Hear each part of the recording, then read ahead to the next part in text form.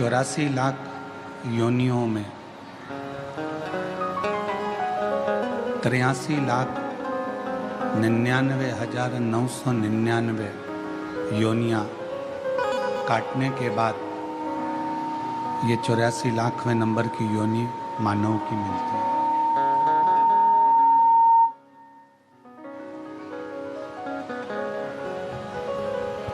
अब 83,99,999 योनि जब कट जाती है तब ये 84 लाखवें नंबर पर मनुष्य देह है।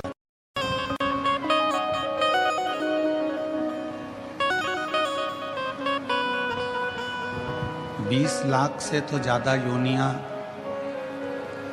वृक्ष, पौधे, पत्ती, दुर्वा, घास इसकी हो जाती है।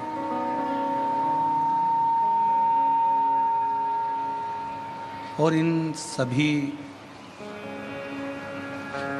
योनियों को त्यागते त्यागते त्यागते त्यागते फिर ये मानव का शरीर, मानव देह फिर प्राप्त हो।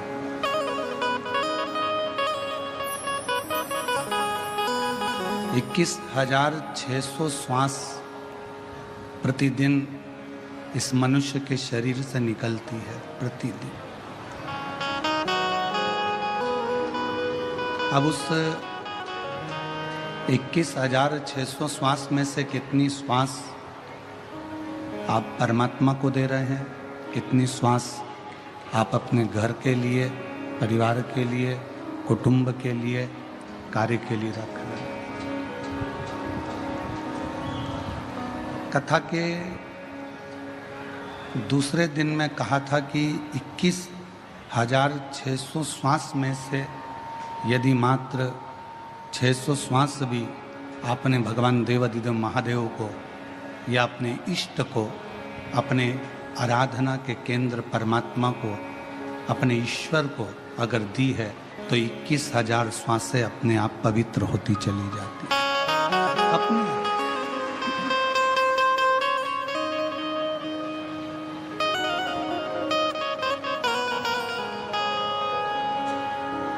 इस व्यासपीठ ने कभी आपसे ये नहीं कहा कि आप कहीं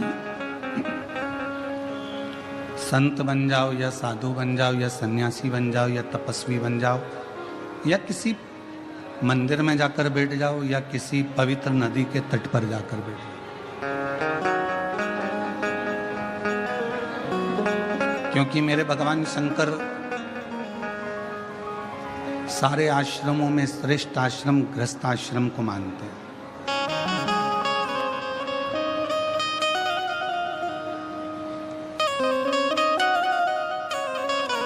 एक गृहस्थ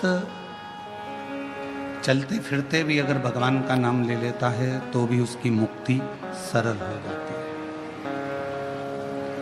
सन्यासी को, तपस्वी को, साधक को, उपासक को, सन्यास लेने वाले को, साधने वाले को,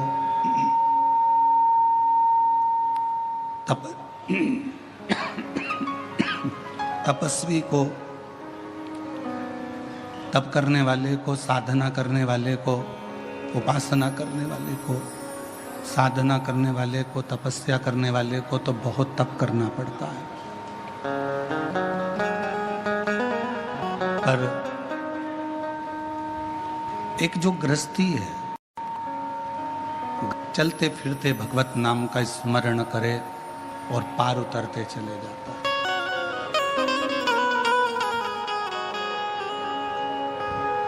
कितना सुंदर लिखा है हमारे शास्त्रों में, वेदों में, पुराणों में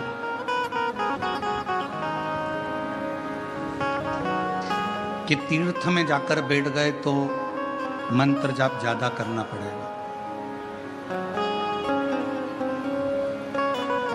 सन्यास ले लिया तो भी भगवान के साधना तप ज्यादा करना पड़ेगा। पर यदि ग्रस्त में रह रहे हो,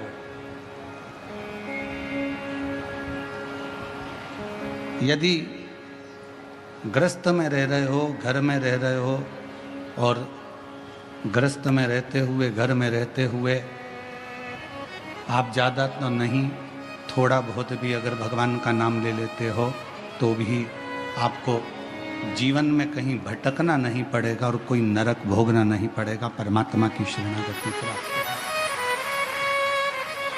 और शंभु शरणे पड़े मांगो घड़ी रे घड़ी, दुख काटो दया करीने दर्शन आपो। शंभु शरणे पड़े मांगो घड़ी रे घड़ी, दुख काटो दया करीने दर्शन आपो। एक थोड़ा सा भजन, थोड़ा सा स्मरण, थोड़ा सा मंत्र जाप भी मनो शरीर के लिए बहुत है।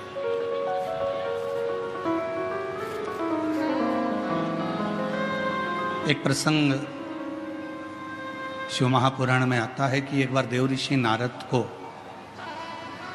अपनी विद्वत्ता का अभिमान आ गया।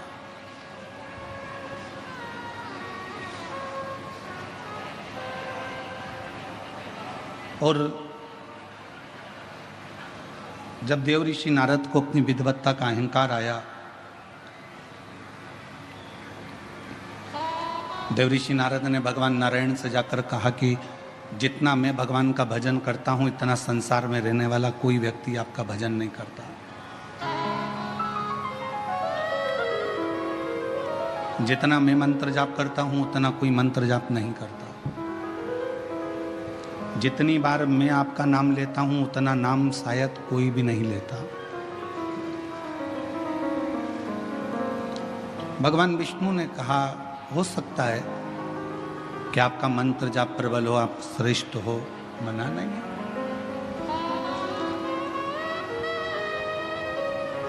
मैं श्रेष्ठ हूं ये आपकी विद्वत्ता है, पर केवल पूरी दुनिया में मैं ही श्रेष्ठ हूं ये आपका अहंकार। मैं श्रेष्ठ हूं ये आपकी विद्वत्ता है।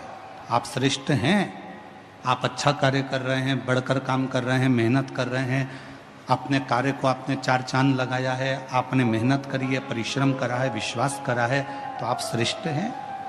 मैं श्रेष्ठ हूं ये शब्द आपकी विद्वत्ता है, पर केवल मैं ही श्रेष्ठ हूं पूरी दुनिया में ये आपका अहंकार है।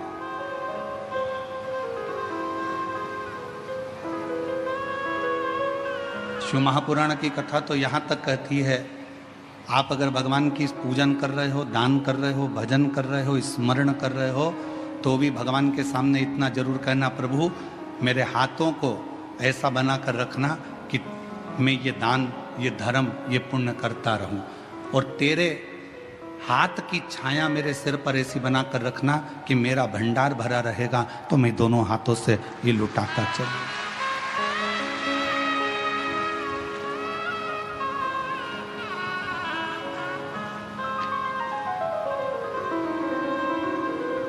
और यदि